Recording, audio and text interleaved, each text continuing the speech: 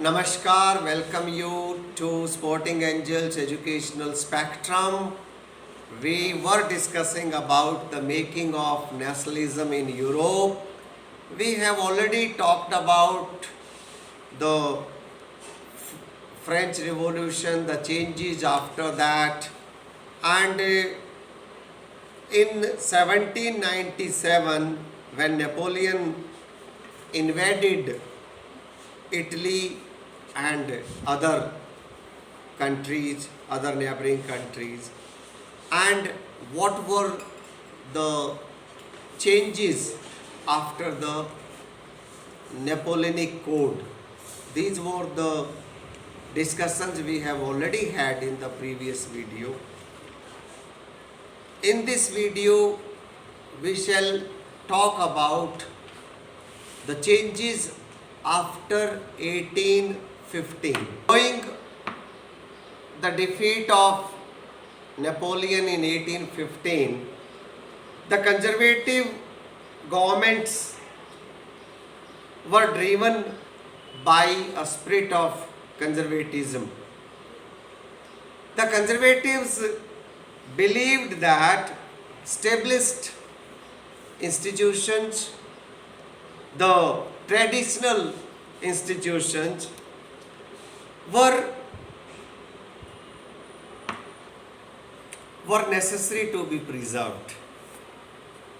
Established and traditional institutions like the church, the monarchy, the property, the family values ought to be preserved. This was believed by the conservatives. Most of the conservatives, however, did not propose a return to the society earlier than the revolution. Changes from Napoleon. In fact, the conservatives believed that the changes by the Napoleon could help the conservative institutions. It was thought that some of the modern changes were necessary even for the established institutions. Modern army, efficient bureaucracy, dynamic economy. In fact, all these were thought to be of a great help for the government, the church, the established institutions. Abolition of feudalism and serfdom, in fact, could help the governments. This was believed, this was a belief of the conservatives, this was a thought behind keeping these modern changes. In 1815, representatives of the European powers, Britain, Russia, Persia, and Austria, who had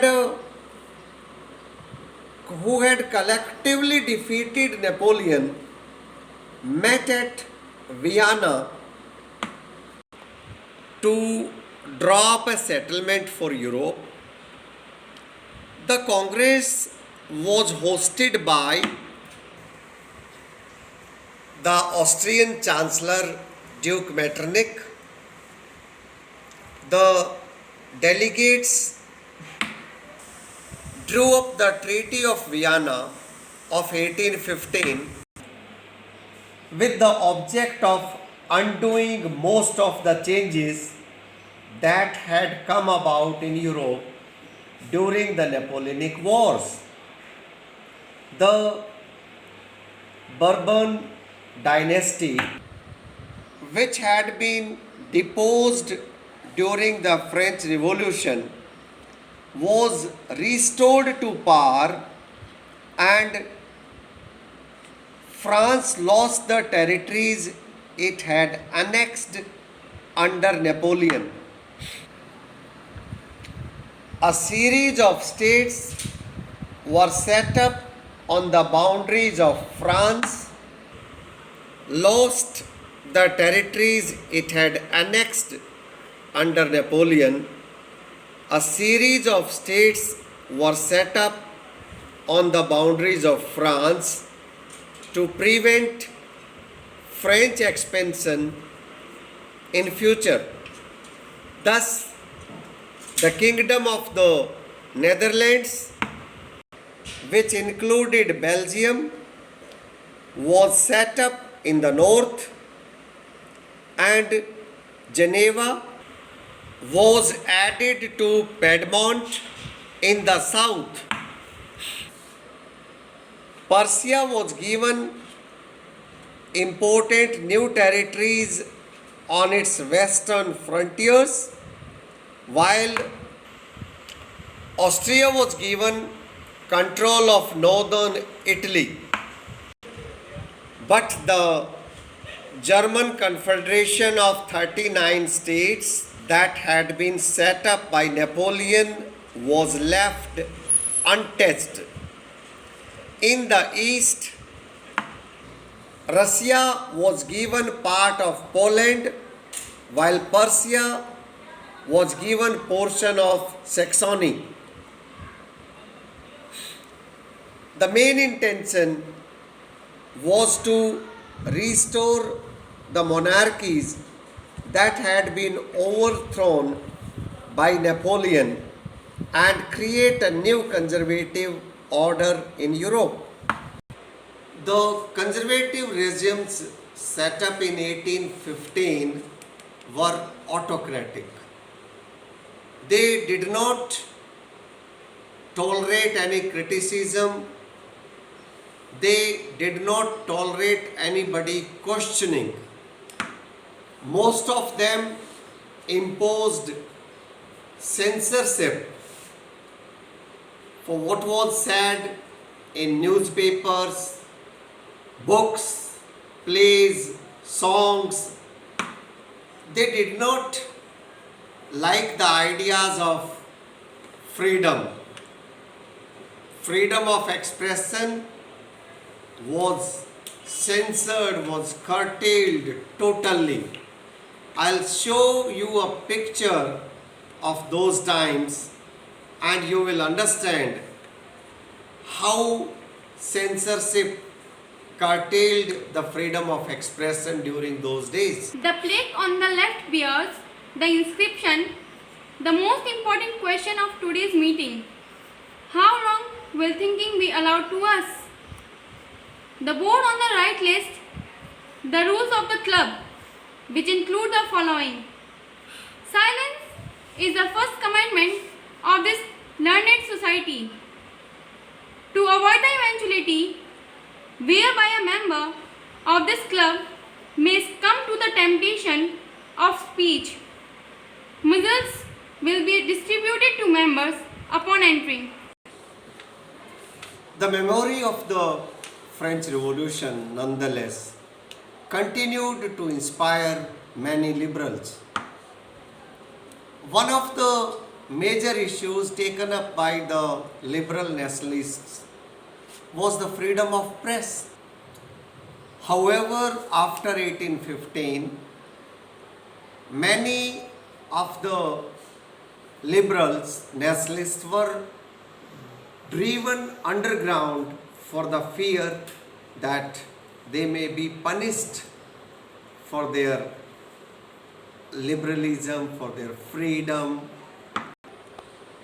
Secret societies sprang up in many parts to train the revolutionaries and to oppose the monarchies that had been established after the Vienna Treaty.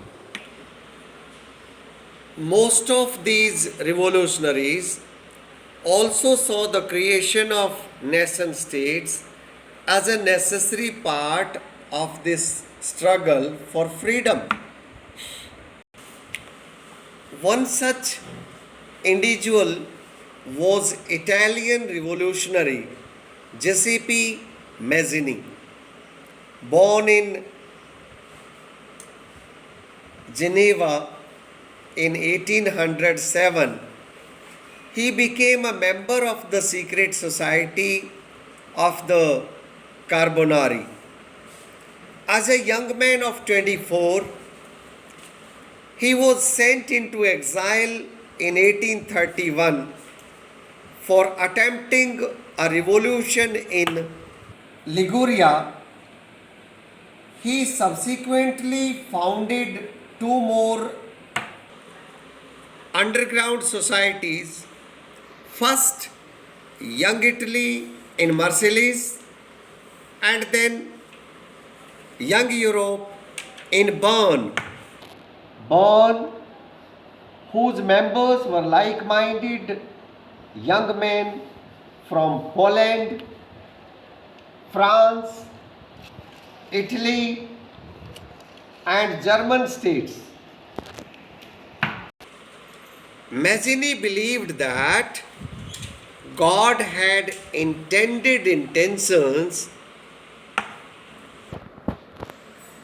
nations to be the natural units of mankind. So, Italy could not continue to be a patchwork of small states and kingdoms. It had to be into a single forced into a single unified republic within a wider alliance of nations. This unification alone could be the basis of Italian liberty. Following his model, secret societies were set up in Germany, France, Switzerland, and Poland. Mazzini's relentless opposition to monarchies and his vision of unified Italy, in fact, frightened the conservatives. Once Metternich described Mazzini as the most dangerous enemy of the social order. Well, slowly and steadily, these secret societies kept planning, kept working for the revolutions. And there came a time which was ready for the revolutions. We will discuss about this time, the time from 1830 to 1848 in the next video. Thanks for joining.